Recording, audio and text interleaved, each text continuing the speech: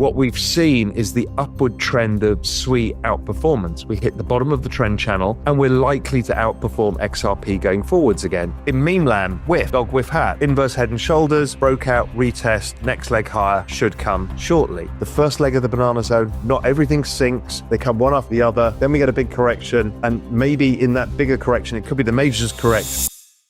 Raoul Pal just dropped a game-changing insight into the crypto market. Could we see a massive explosion in crypto prices as the banana zone kicks off?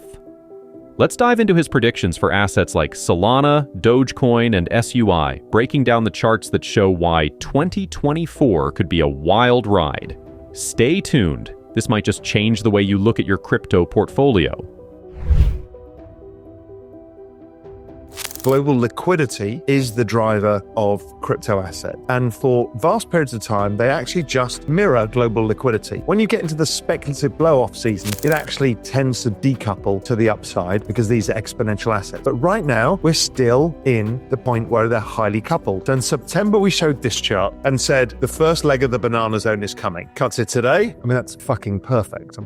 I didn't expect that to work as well as that. I mean, that is literally perfect. And that chart suggests that we go somewhere close to 110,000, maybe we overshoot it, whatever it is, but into the end of the year before we correct. So this is the burst phase of the banana zone. The short-term chart of this, breakout. Solana, here's a daily chart of Solana. Solana had a big wedge pattern, big consolidation, broke out. We're re-wedging right now. We should break out again into year end to follow that liquidity pattern, banana zone. Ethereum, this is the weekly chart of Ethereum. The weekly chart of Ethereum hasn't yet broken out, but it's very close. So whether we break out this month, which is my punch, and then maybe retest in the January pullback from liquidity, or we pull back here for a bit and then explode through afterwards. Either way, that chart, that wedge pattern, to me is one of the most powerful patterns in all of crypto and suggests we've got a very big move in Ethereum to come. The other thing that I look at is I look at the cross rates between various crypto to try and pick the strongest one. I've already shown that Solana is very strong and it's expected to keep going higher. But when I compare SUI against Solana, it's starting to break out from this inverse head and shoulders pattern, which suggests to me that I would switch more assets from Solana into SUI. That's not saying Solana is going to go down. In fact, I think Solana does extremely well, and you should be overweighted there because it is a second cycle, more proven protocol, while SUI is newer and riskier. But it looks like the alpha is going to come from the new token, the new performer of SUI. And we can hear Adani talking about this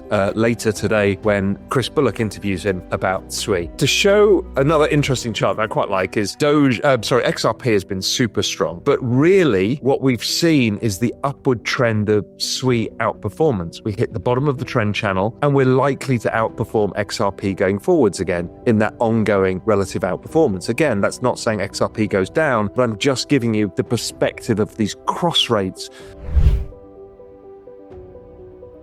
Really, a lot of people have too much assets spread across too many things. When you start comparing one asset to the other, you can actually narrow it down and concentrate your bets into bets that really matter. A lot of the time you think, oh, I want a bit of this and a bit of that and a bit of this because that's going up and that's going up and that's breaking out. You actually underperform by doing that. I've found that being more concentrated in my bets, using the don't fuck this up thesis, which is have, let's say, 80 or 90% in the main tokens. And those would be Solana, Bitcoin, Ethereum. Then you can have weightings in whatever you choose it to be, where you think you're going to find outperformance, including some memes, which should be a much smaller part of your portfolio because you're likely to get wrecked. You'll have fun doing so, but you're likely to get wrecked. Okay, next chart, XRP itself, fabulous pattern. Look at wedge after wedge after wedge after wedge. So we're just building another wedge now, ready for the next break higher. So that move is clearly not done. If you look at the weekly chart of XRP, it's a stunner. This massive 7-year wedge is broken. Who knows where this chart goes to? It's very powerful. Then go back to that chart of SUI versus XRP, and it's suggesting that SUI should even outperform this. So that's the perspective I have. Now, it's not always going to be 100% right, but that's how I I look at it. Here's Swiss Solana. So we've been consolidating the wedge. We had the huge outperformance, consolidation, breakout, retest the breakout zone. Next leg should be Swiss favor because of the long-term chart. And this is the weekly chart. And you saw the daily chart earlier with the inverse head and shoulders, stuff like that. So there's a lot of great charts that are lining up that say banana zone. In meme land, whiff, dog whiff hat, inverse head and shoulders, broke out, retest, next leg higher should come shortly. Jupiter. So Jupiter is kind of a leverage bet on Sol because it's a DEX on Sol, so more Sol activity, more Jupiter goes up. So it's broken out as well and looks very positive. These kind of wedge patterns that we see are immensely powerful. So this is beta to Sol. Another one that did a very similar pattern was MOG. It had exactly the same wedge and then it exploded higher, and it's been exploding higher since as it ended up getting listed on the major exchanges. So again, you can see these patterns. They're human behavior on a chart, and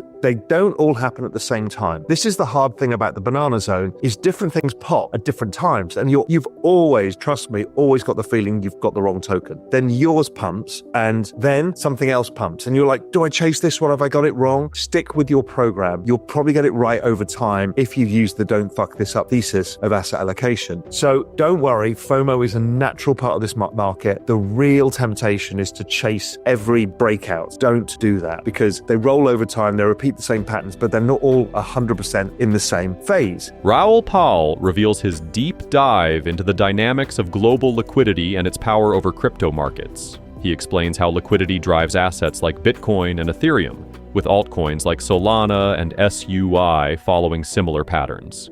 According to Raoul, we're entering the banana zone, where exponential growth could take these assets to new heights, potentially pushing Bitcoin to $110,000 by year-end. Solana has already shown massive breakouts, and SUI is following closely behind, but there's a catch. Raoul warns that while these patterns are powerful, crypto markets don't move in lockstep.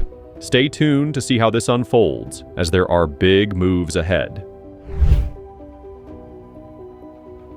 The other one that's an absolute stunner of a chart is Doge. Doge just keeps doing the same thing every cycle. It does consolidation, consolidation, consolidation, explosion. Consolidation, consolidation, consolidation, explosion. The explosion is always the banana zone, and Doge is the strongest characteristic of the banana zone. It's this massive meme that gets the world's attention. It has been going since 2013, and it has been unstoppable. And look at the breakout levels. Now, if we repeat anything like we did the last two banana zone periods, we've got a hell of a ride to come. So Doge is something that I keep a close focus on. And again, once we zoom down to the shorter term time horizon, Doge, and again, this is slightly out of date, this is from yesterday, but Doge is wedging yet again. These wedges are fabulous patterns in bull markets or bear markets, depending which way you're looking at, but they consolidation, the pause that refreshes, next leg higher. So we're expecting any day now, digestion of the little bit of the move we had with Bitcoin going to 104,000, consolidate, then something will break. I don't know what it was. SUI broke yesterday, broke to the upside. Now it's consolidating. Maybe it's Doge tomorrow. And this rolling breakouts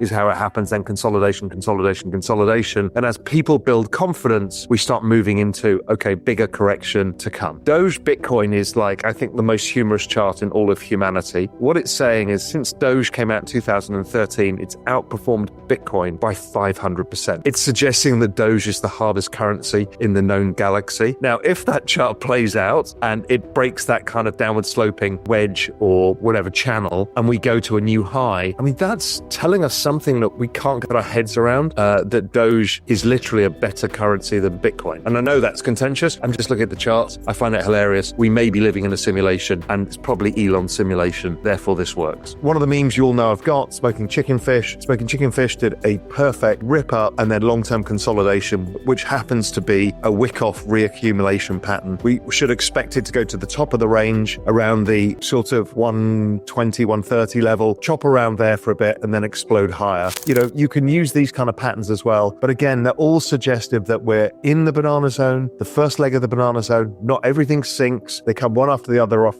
Then we get a big correction. And maybe in that bigger correction, it could be the majors correct and the alts explode higher. I'm not sure yet. We'll have to wait and see. I don't trade it.